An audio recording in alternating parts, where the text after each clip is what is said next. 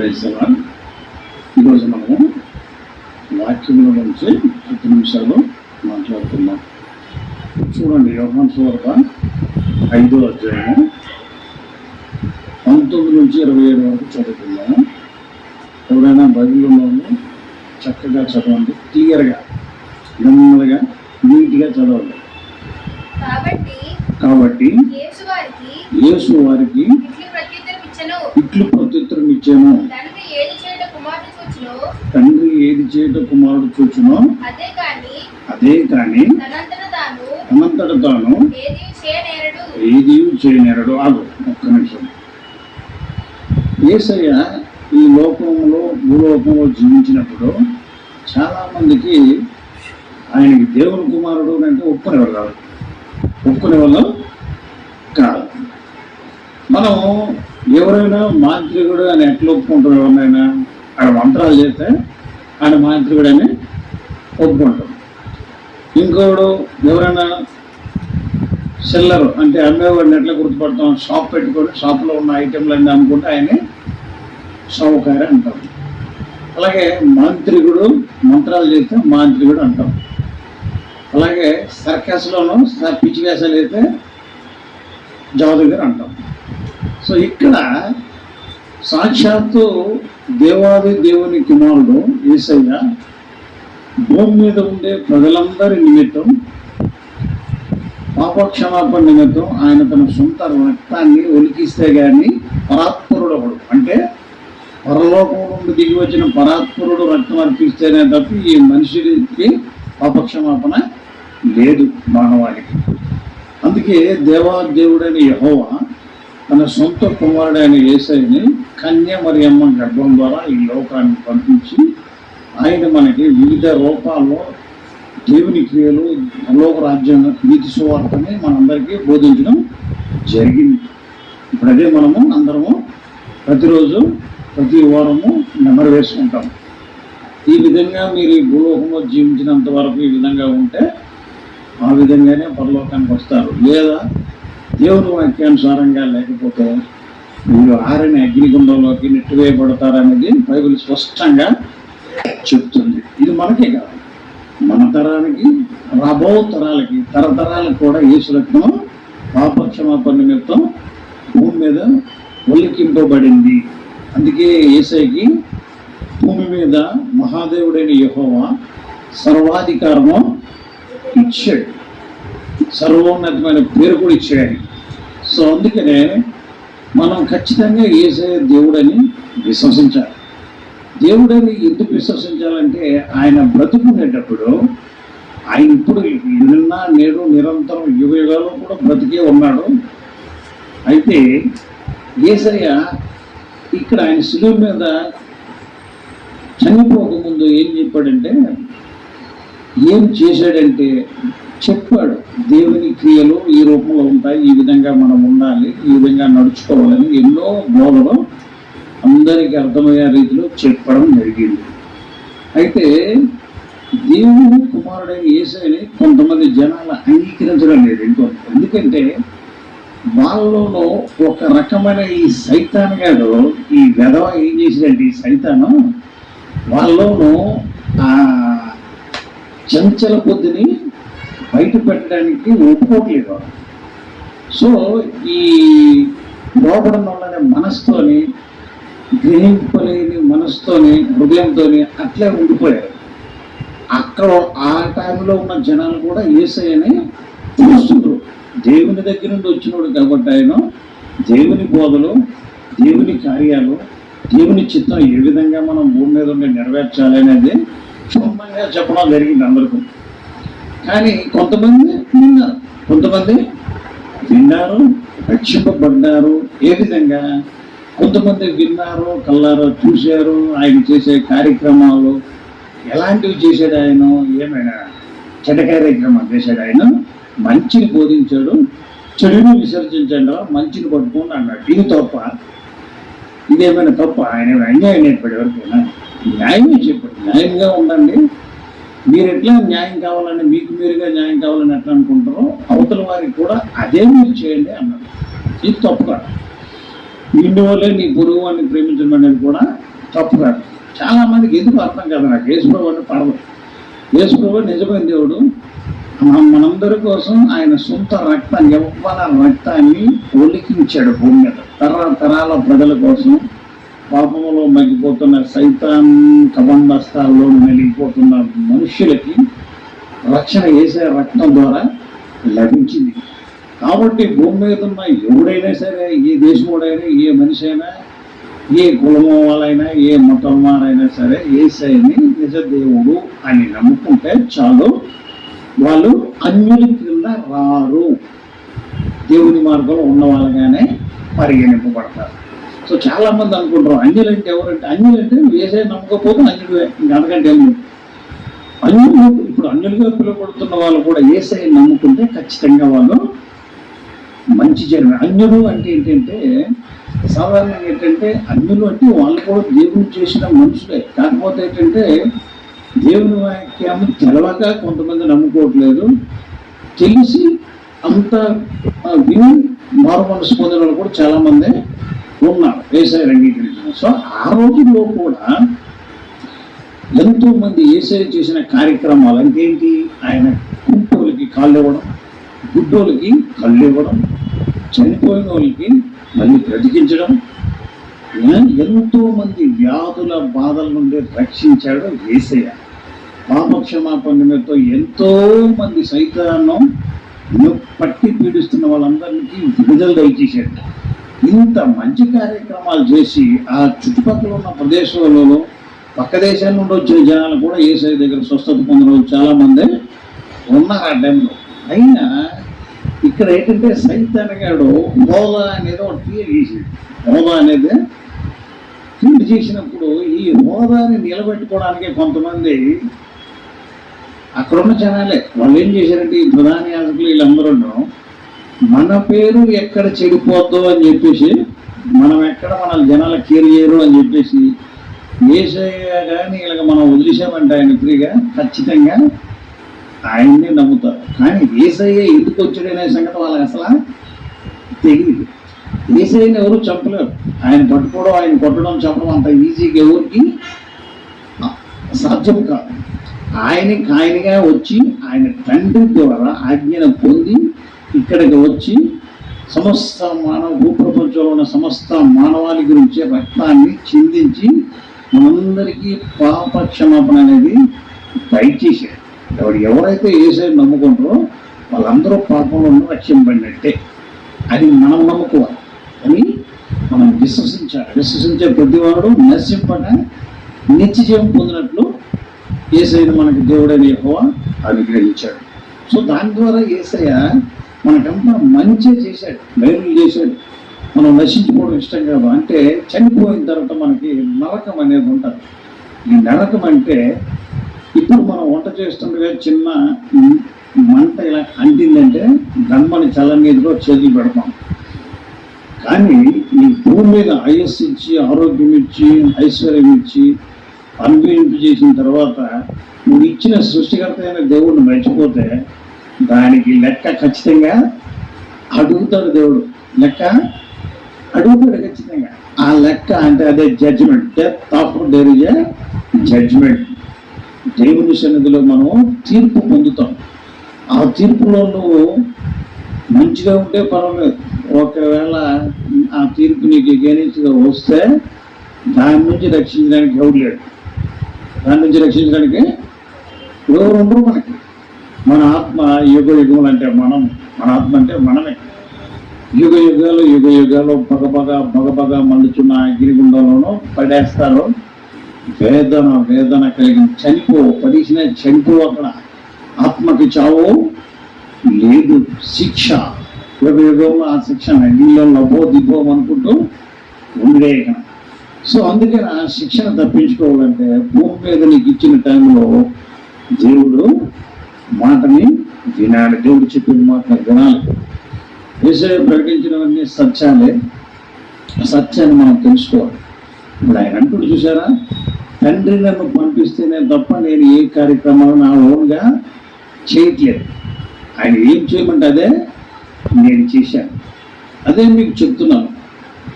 అని అన్నాడు. నాకు చదువు సార్. తండ్రి కుమారుని ప్రేమించుచు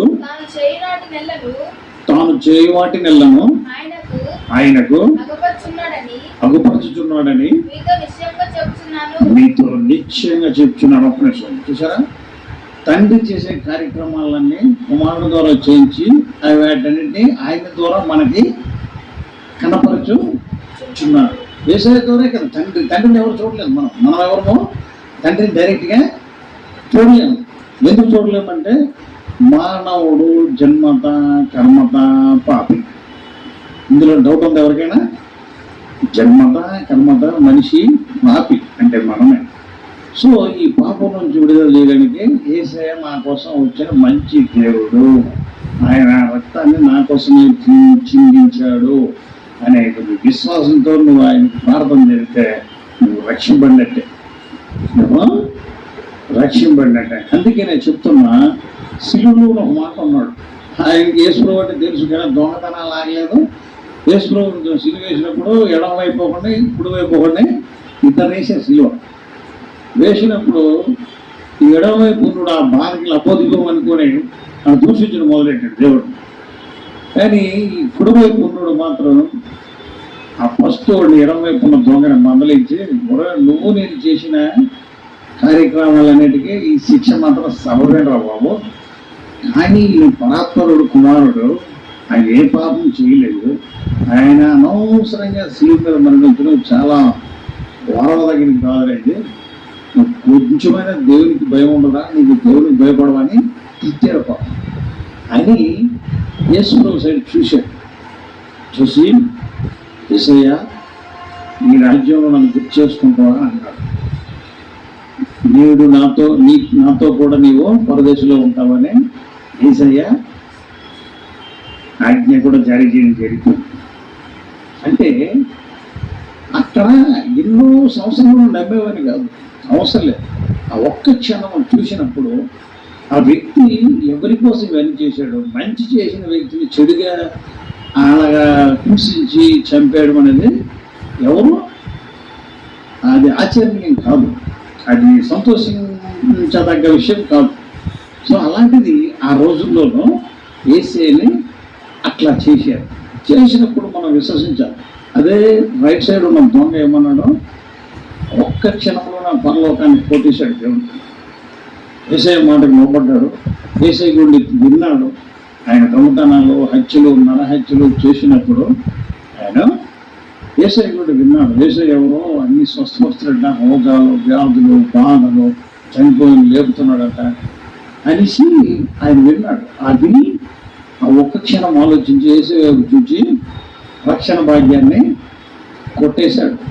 సో మనము కూడా ఎవరైనా సరే మనం యేసులో ఉంటే చాలామందికి అపోహ ఏంటంటే అదొక మతం, మాలోల దేవుడు మాదిగోడు దేవుడు. మాలోల దేవుడు మాదిగోడు దేవుడు కావాలండి ఆయన. యేసు ప్రభుత్వం అందరికీ ప్రభు అపోస్తుల గారు 10:30 ఉండదు చూసుకుంటాం ఒకసారి. ఎందుకంటే యేసుక్రీస్తు ఆయన ఎక్కడో పుట్టాడని కాదు.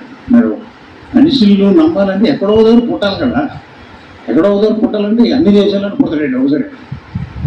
పిచ్చి మాట్లాడకూడదు. మనం మాట్లాడేటప్పుడు కూడా ఏం మాట్లాడతారు మనది ఆలోచించి మాట్లాడాలి. విమర్శించేటప్పుడు కూడా ఏదైనా ఎవరినైనా విమర్శించాలంటే విమర్శించడం నోరు ఉంది కదా, ఏది పడితే అది మాట్లాడకూడదు. పుట్టాడు దేవుడు. ఆయన ఏమన్నాడు, యేసుక్రీస్తు అందరికీ ప్రభువుడు. నేను ఒక్క ఇజ్రాయేల్ దేశానికే దేవుడు అని ఇప్పుడు అనలేదు. ఎక్కడ మనలో మనం అనుకుంటాం. ఆయన నమ్మాలి, మనం విశ్వసించాలి. తప్పు లేదు. నమ్మకం వల్ల దీని గురించి పెద్ద రాద్ధాంతాలు కొట్లాంట్లు పెట్టుకోవాల్సిన పని లేని వాళ్ళు ఈ పనికిరాని వేషాలు వేస్తూ ఉంటారు. ఒకరికి మంచి చేయడం చేత కాదు కానీ చెడు చేయడం చాలామంది వెళ్ళిపోస్తూ ఉంటారు. అలాంటి అవసరం లేదు. ఇప్పుడు ఆయన చెప్పాడు, ఆయన యేసుప్రభు మంచి చేయండి, మంచిగా ఉండండి, చెడు వదిలేయండి, నిన్ను వల్ల నీ గురువు అని ప్రేమించండి అన్నాడు. తప్ప ఇదేమో మతము అనే ముసుగుతాం. మతమే కాదు, మార్గం. భూలోకం నుంచి పరలోకానికి చేరుకునే ఏకైక పరలోక రహదారి. అది మనం నమ్మాలి. యేసయ్యను నమ్మితేనే ఎవడైనా తండ్రి దగ్గర చేరుతాడు తప్పించి వితౌట్ యేసయ్యతో ఎవడు కూడా పరలోకానికి వెళ్ళలేడు. అది సాక్షాత్తు యేసయ్య ఉన్నప్పుడు చెప్పాడు. అందుకని మనం జాగ్రత్తగా దేవుని మాటకి లోపడాలి. ఆయన ఏది కూడా చెప్పాడు. పిలాతో కూడా చెప్పాడు. పిలాతు జడ్జిమెంట్ ఇచ్చినప్పుడు నేను సత్యం గురించే, నేను సత్య సంపాదన సత్యం గురించే చెప్పడానికి వచ్చాను అని అంటాడు వేసి. సత్యం అనగా ఏమిటి అంటాడు పిలాతు. అంటే వాడు అసత్యంలో ఉన్నట్టు కదా అప్పటి వరకు. అంటే ఈ లోకము అసత్యంలో ఉంది, సత్యం వేరే ఉంది. సత్యము వేసే మాటలో ఉంది, వేసే మార్గంలో ఉంది. అది తండ్రి దగ్గరికి మనం తీసుకెళ్తుంది. కానీ అసత్యం ఎక్కడ ఉంది? అందుకే పిల్లలు కూడా అప్పటి వరకు సత్యం అంటే తెలవదు. అందుకే సాక్షాత్ యోహాను సువార్త చదవండి సార్. యోహాను సువార్తలో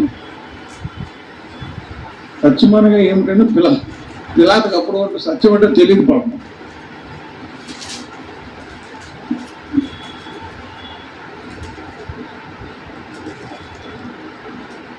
యోహాను సువార్త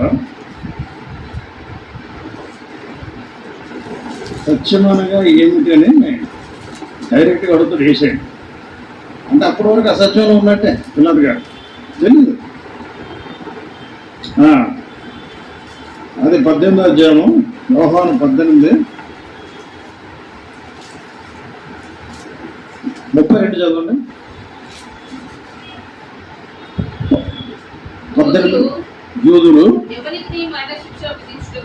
ఎవరికి మరణశిక్ష విధించుటకు మాకు అధికారం లేదని అతనితో చెప్పారు. అందువలన యేసు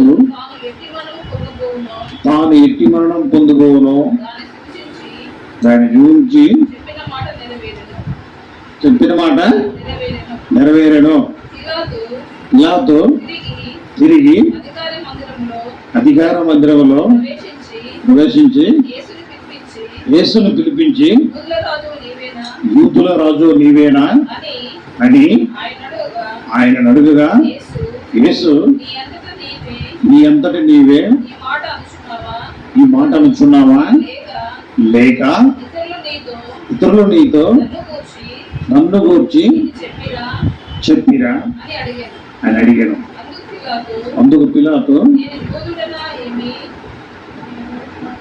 నువ్వు ఎక్కడికి వెళ్ళావు? అది కాదమ్మా, 32 చదువు, 37 చదువును, 37, 18. అందుకు పిలాతు నీవు రాజువా ఆయన అడగగా యేసు నీవన్నట్టే నేను రాజునే, సత్యమును గురించి సాక్ష్యం ఇచ్చుటకు నేను పుట్టి తిని ఇందు నిమిత్తమే ఈ లోకమునకు వచ్చి తిని. సత్య సంబంధి అయిన ప్రతివాడును నా మాట వినునెను. అందుకు పిలాతు సత్యం అనగా ఏమిటని ఆయనతో అడిగాడు. మరి అంటే అప్పటి వరకు పిలాతు గారికి సత్యం అంటే తెలియదు. సైతాన్ ముసుగులో ఉన్నాడు. అదే నేను చెప్తాను. సత్యము సైతాన్ గారు అందరినీ అసత్యంలో ముంచేస్తుండ్రు జనాలు. నరహత్యలు, పాపాలు, అన్యాయము, అబద్ధాలు, మోసం, దొంగతనాలు, వ్యభిచారాలు ఇవన్నీ జరగడానికి వాళ్ళే జరిగించేసి మేము జరిగించలేదు అంటారు. మనకి పక్కల మీద దోచేస్తూ ఉంటాడు. ఈ సైతాన్ గారు బుద్ధులే అలాగే. సైతాన్ గారు వాని కార్యక్రమాలు యథేచ్ఛగా దేవునికి వ్యతిరేకంగా జరిపించడానికి కొంతమందిని ముఖ్యుల్ని ఏర్పాటు చేసుకుంటాం. మనం ఎవరైతే ముఖ్యులు అనుకుంటాం అలాంటి వాళ్ళని ఏర్పాటు చేసుకుంటాం. వాళ్ళని ఏర్పాటు చేసుకుని వాళ్ళ ద్వారా వాళ్ళ కార్యక్రమాలని కొనసాగించడానికి ట్రై చేస్తుంటారు. లోకంలో సైతాన్ గారు ఏం చేస్తుందంటే రంగులు పూసేస్తూ ఉంటాడు మనిషికి. కళ్ళ మీద రంగులు అంటే శరీరాశ, నేత్రాశ, జీవకుటుంబం ఇలాంటి వాటి మీద మోజు పెంచి దానికోసం మనిషి ఎంతటికైనా తెగించేటట్టు చేసేస్తాడు. కూడా తెగించేటట్టు మనిషి చేసినాడంటే ఓకే పర్వాలేదు, వీడు ఎంత చేసిన మనిషి ఒక 1000 సంవత్సరాలు బతుకుతాడంటే అది కూడా ఉండదు. పట్టుకుని ఒక 80 సంవత్సరాలు బతుకుతాడంటే వాడు కూడా చెప్పుకోలేడు. ఈ ఎవడైతే ఈ మోసాలు, అన్యాయాలు, అక్రమాలు చేస్తుండో వాడు కూడా నేను పట్టుకుని ఒక 80 సంవత్సరాలు 100 సంవత్సరాలు బతుకుతానని ధైర్యంగా చెప్పే దమ్ము కూడా ఉండదు. ఎప్పుడు పుట్టుకు మాట్లాడే వాడికి తెలియదు. కానీ సెల్ఫిష్నెస్ అనేది చాలా ఎక్కువ మోతాదులో ఉంటుంది. సొంత దొరికిందంటే నొక్కేయడమే. ఇది కాదు. నువ్వు ఎలాగే కావాలనుకుంటున్నావు అవతల వ్యక్తులు కూడా అదే కావాలనుకుంటారు. కాబట్టి అందరికీ మేలు చేసే విధంగా మనము ప్రవర్తించాలి. అందరికీ మేలు చేసే విధంగా అందరికీ న్యాయంగా ప్రవర్తించాలి. కానీ మనకి ఛాన్స్ దొరికిందని అని చెప్పేసి ఎక్కడ పడితే అది చేస్తూ ఉంటే అది ఎక్కువ రోజులు దేవుడు నడవనివ్వడు. సైతాన్ గారు కూడా ఏంటి లేదు. ఇక్కడ సైతాన్ గారు అనుకుంటాడు ఏదో చేద్దాం అనుకుంటాడు, కానీ ఆడి వల్ల ఏమవుతూ ఇక్కడ కాదు కదా, భూలోకంలో పరలోకంలో రెండు ప్రదేశాలు అంటే కూడా సైతాన్ గారికి అసలు స్థిరత్వం ఉండదు. ఆడి మాట ఎవడు ఎండడు. ఆడి మాట ఎన్నోడు ఎవడంటే ఇక మంచి వదిలేసినోడు ఆడి మాటలు వినడానికి వెళ్ళిపోతుంది. అంటే మనం ఎవడని పసిగట్టవచ్చు. పనికిరాని పనులు చేస్తున్న ప్రతి ఒక్కరు సైతాన్ గారిలో ఉన్నారా అని ఖచ్చితంగా అనుకోవచ్చు. అందుకంటే ఇంకోటి నిర్వచనం, దానికి పెద్ద నిర్వచనం సవరణ గుణసందులు గట్టి ఉండవు అక్కడ. సో దేవుడిని మనిషిని ప్రేమించమని చెప్పాడు ఏసయ్య. అది నీకు చేత కాకపోతే సప్పుడు కాకుండా ఉండాలి. నువ్వు ఎవరికి ఇచ్చే గుణం కాకపోతే సప్పుడు కాకుండా ఉండాలి. అంతేగాని నేను నా వాళ్ళే బాగుండాలనుకున్నాడు పరమ చెత్త ఏదో అనమాట. అలాంటి మనస్తత్వం మంచిది కాదు, అది సొసైటీకే మంచిది కాదు. సో మనం ఏంటంటే ఉన్నన్న రోజులు దైవ చిత్తానుసారంగా దేవుని మాట ప్రకారం జీవించి దేవుళ్ళలోనూ వెలిగి అనేక మందికి దేవుని సాక్షిగా బ్రతకాలని దేవుడు ఆశిస్తుంది. ఈ లోకంలో కోట్లు సంపాదించేసి ఇక్కడ పోసి ఎవరికి ಹೊರగబెట్టేది ఏమీ ఉండదు.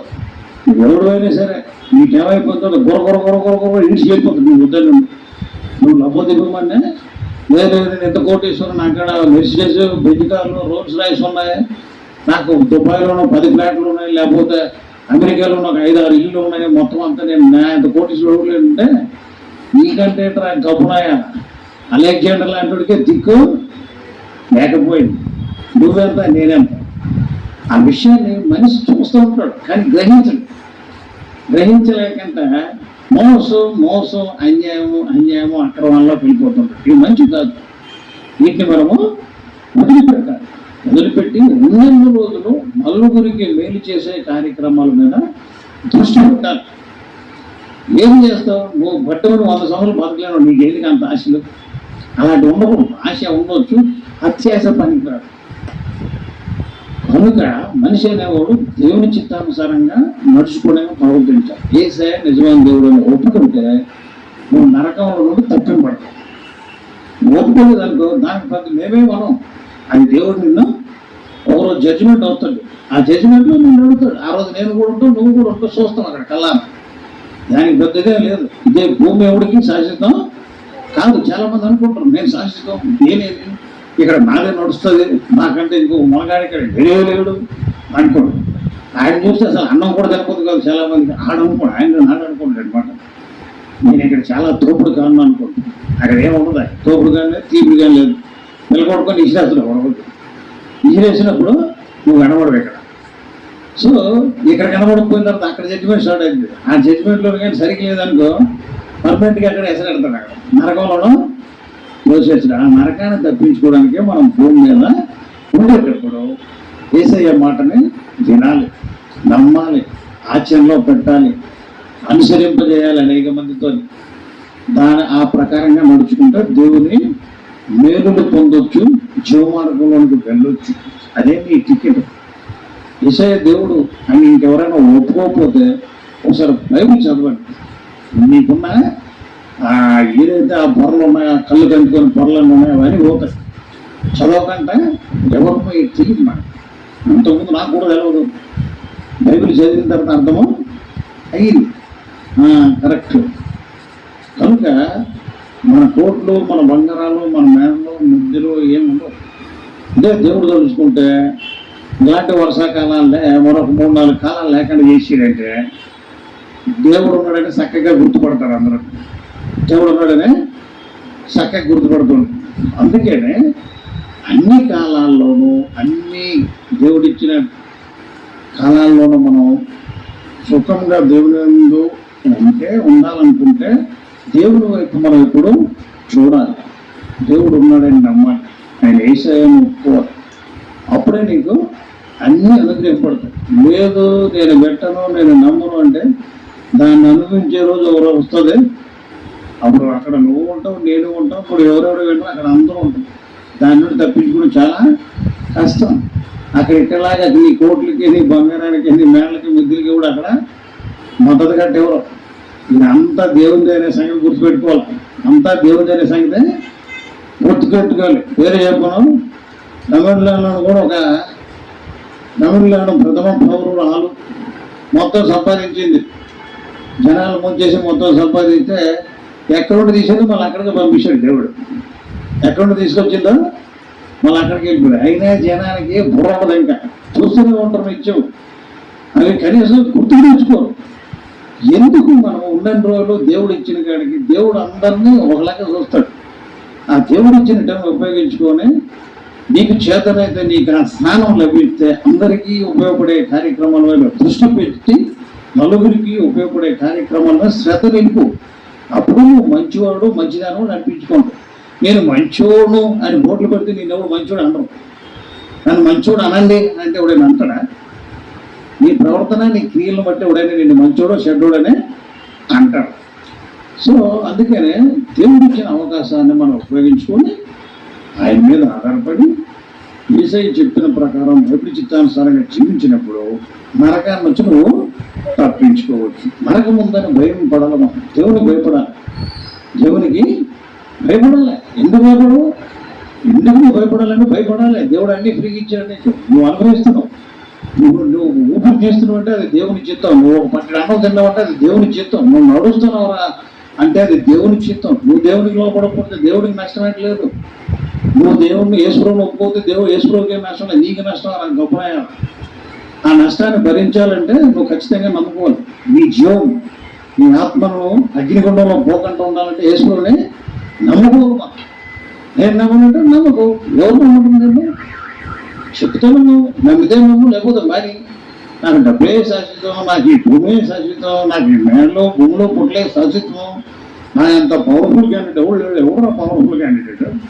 అలెగ్జాండర్ లాంటివాడికి దిక్కు లేదు. అడాల్ఫ్ హిట్లర్ లాంటివాడే భూమి మీద పంతలేడు. మరి నువ్వెంత నేనెంత.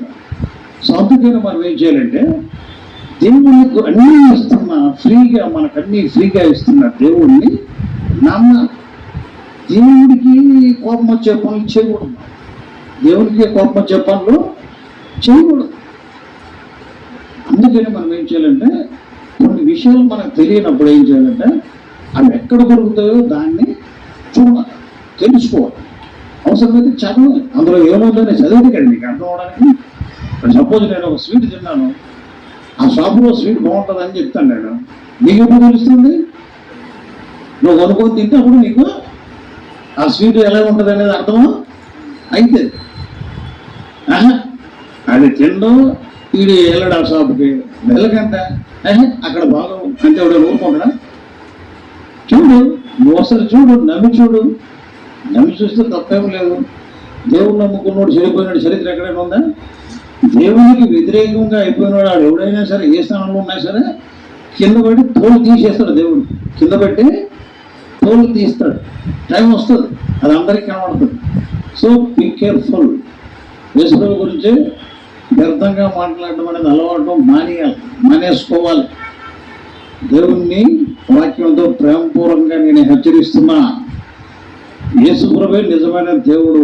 అది గుర్తుపెట్టుకో, తెలుసుకో. నువ్వు మనిషి ఎవడో ఏదో మెచ్చుకోవడం కోసమో, ఎవడో మెచ్చుకుంటాడనో, లేకపోతే ఏదో 4 పేపర్లు ఇస్తాడని కూడా ఆ పేపర్ల కోసం తక్కువ పడితే నీ పిల్ల కొట్టుకొని అగ్నిగుండంలో పడేస్తాడు దేవుడు. అప్పుడు నీకు అక్కడ ఎవడు ఈ ఎర్ర కాగితాలు నేను రక్షించు, ఈ బంగారం నేను రక్షించు. అదంతా దేవుడిరా బాబు, అదంతా దేవుడిది. ఇప్పుడు నువ్వు ఏదైతే ఇదంతా నాది నాది అనుకుంటున్నావు అదంతా సృష్టికర్తది. గుర్తుపెట్టుకో. ఇలాగ అనుకున్న వాళ్ళు చాలామంది వచ్చే కనబడకంటే వెళ్ళిపోయారు. సో మనము భయపడాల్సింది ఎవరికి? దేవుడికి.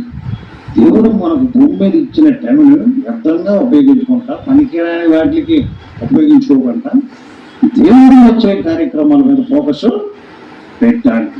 అట్టి విధమైన దేవుని భయభక్తులు యెహోవా దేవుడు యేషయా నామములో నిరంతరం మనకు అనుగ్రహించిన గాక. ఆమేన్, ఆమేన్, ఆమేన్.